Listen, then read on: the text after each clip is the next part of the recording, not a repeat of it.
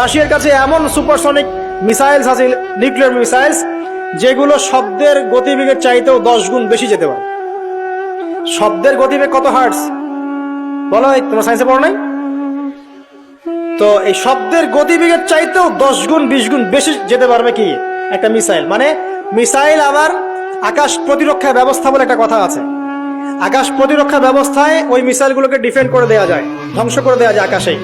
ওই প্রতিরক্ষা ব্যবস্থাও ধরতে পারবে না কত জোরে মিসাইল যাচ্ছে। এবং সেই রাশিয়াকে উস্কে দিচ্ছে এখন পশ্চিমারা, ফেলো একটা বোম, ইউক্রেনে একটা বোম ফেলো খালি। ও যদি একটা ফেলেই দেয় তখন দেখবেন পশ্চিমারা সবাই মিলে আবার যুদ্ধে নেমে যাবে, পুরো ব্যাসাকার হয়ে যেতে পারে। আল্লাহু আলাম, আল্লাহ ভালো জানেন। তবে এটা সময়ের ব্যাপার মাত্র যে বিশ্বে একটা ভয়ঙ্কর প্রলয়কারী কিছু একটা হতে যাচ্ছে।